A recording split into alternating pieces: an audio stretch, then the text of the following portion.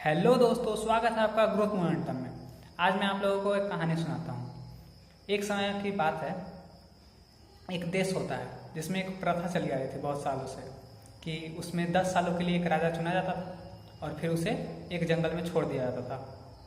वो उस देश की सुरक्षा के लिए बहुत ही महत्वपूर्ण था। ऐसा कोई बाबा जी या कोई जैसे कि पिछले समय के बुजुर्ग लोग उन्हें बताए थे। तो ऐसे ही चलता है। तो जो जो चुना जाता है वो 10 साल तक राज करता है, फिर एक जंगल में चला जाता है और वहाँ पे उसकी मृत्यु हो जाती है। ठीक है। तो ऐसे ही एक राजा चुना जाता है। वो बहुत ही भोला होता है, मासूम होता है और इसीलिए वो बहुत डरा हुआ आता है कि 10 साल के बाद मुझे जंगल में छोड़ दिया जाएगा और फिर मैं मर जाऊँगा। वो बहुत ही परेशान होता है। तो बहुत वो सोचता है कि कैसे मदद खुद की करूँ। तो उसे एक इंसान के बारे में पता चलता है। एक सिद्ध पुरुष रहते हैं, उनसे वो पूछता है अपने समस्या का समाधान। बोलता है, बाबा जी बोलते हैं कि तुम जब राजा बनोगे तो तुम्हारे पास बहुत सारी शक्तियाँ होंगी। तुम इससे बहुत सारे लोगों की मदद भी कर सकते हो और तुम इससे खुद की भी मदद कर सकते हो। तो बोलता है, बाबा जी तो सही बोल रहे हैं। फिर वो कुछ दिन के बाद उसका राजगद्दी पे, सिंहासन पे राजाभिषेक हो जाता है। राजाभिषेक हो जाता है तो फिर वो सोचता है मैं क्या कर सकता हूँ। तो फिर सोचता है कि मैं अपने सिपाहियों से का मदद लेता हूँ। फिर वो अपने सिपाहियों को भेज देता है कि वहाँ पे पता करने के लिए कि वह जंगल का हाल कैसा है। तो जाते हैं सिपाही लोग और देखते हैं तो पता चलता है कि वहाँ पे बहुत सारे खूंखार जानवर हैं जो कि इंसान लोग को आराम से मार सकते हैं। वो जंगल बहुत ही घना होता है और वहाँ पर एक तालाब होता है जो कि बहुत ही गंदा था, जिसका पानी पीने लायक नहीं था। और वहाँ पे बहुत सारा कंकाल भी बिखरा हुआ था जो कि शायद पहले के राजाओं का वह कंकाल था। तो जब यह बात राजा को पता चलती है तो बिल्कुल एकदम सावधान हो जाता है और फिर वो बहुत सारा ऐसा काम करता है जिससे वो बचता है। वह सबसे पहले वहाँ के झाड़ झक्कड़ को कटवाता है।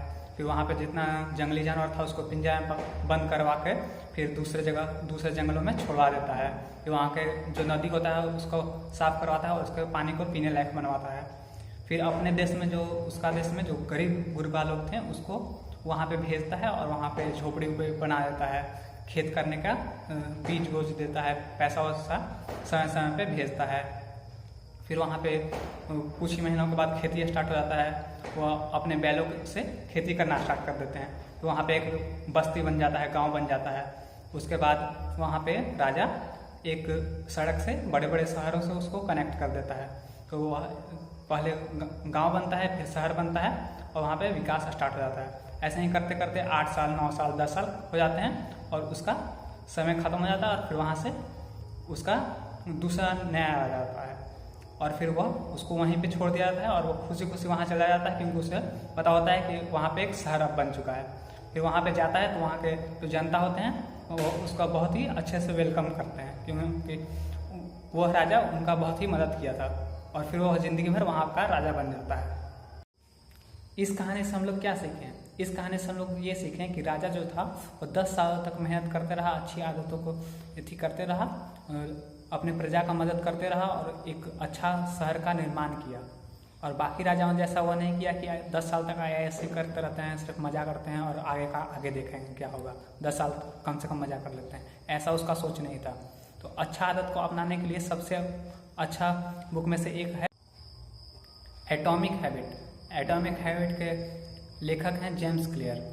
जेम्स क्लियर बताते हैं कि किसी भी अच्छी आदत को अपनाने के लिए हमें हैबिट फॉर्मेशन को समझना पड़ेगा। हैबिट फॉर्मेशन के 4 पिलर हैं।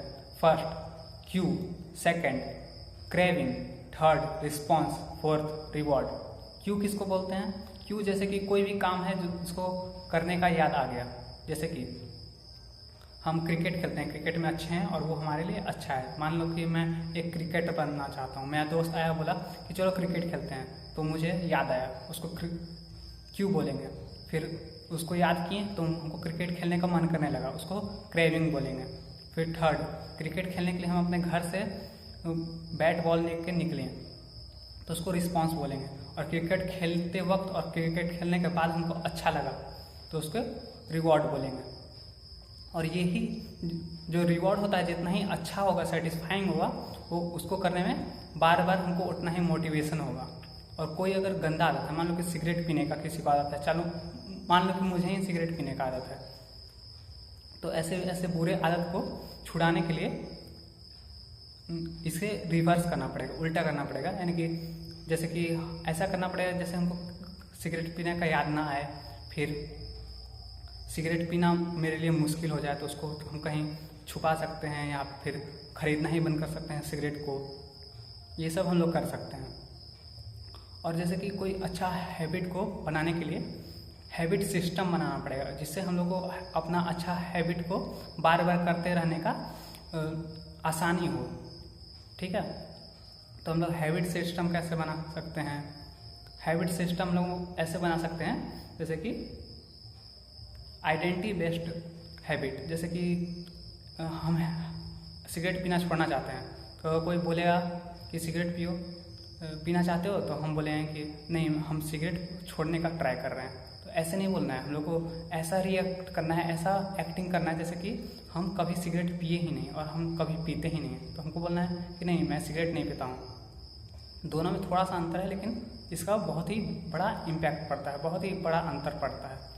ठीक है, और जैसे कि कोई भी हैबिट है, जैसे बॉडी बिल्डिंग है, हम तो बॉडी बिल्डिंग एक्सरसाइज करने से बनता है। तो हमको ज़्यादा गोल पे ओरिएंटेड नहीं होना, जैसे 6 पैक आ जाए, 16 इंच का बाइसेप ट्राइसेप हो जाए, ये नहीं। हम लोगों को अपना जर्नी में इंजॉय करना है, जो सिस्टम है उसमें इंजॉय करना है, तो हम लोग रिजल्ट अच्छा कर सकते हैं। तो ठीक है, और क्या है जो सिस्टम है उसमें रहते हुए अपने हैबिट को अच्छा और भी अच्छा बना सकते हैं। जैसे हम क्रिकेट खेल रहे हैं, डायरेक्ट सचिन तेंदुलकर या विराट कोहली से खेलने चल जाएंगे तो वो बहुत ही ग्रेट प्लेयर हैं, और हम हार जाएंगे और डीमोटिवेटेड हो जाएंगे। वही है कि 5 साल के बच्चा के साथ खेलने लगे क्रिकेट, तो बार बार जीतते रहेंगे और मज़ा भी नहीं आएगा। तो हमें अपने बराबर वालों के साथ खेलना है, ताकि बराबर रहेगा तो कभी हम जीतेंगे, कभी वो जीतेगा, कभी हम जीतेंगे, कभी वो जीतेगा, और लेवल हम लोग का बढ़ते रहेगा और मज़ा आएगा और इम्प्रूव होगा। तो इस लेवल को कहते हैं, जो कि लगभग बराबर में होता है, उसको कहते हैं गोल्डन लॉक जोन। ठीक है, उम्मीद करता हूँ कि आपको ये वीडियो पसंद आया होगा।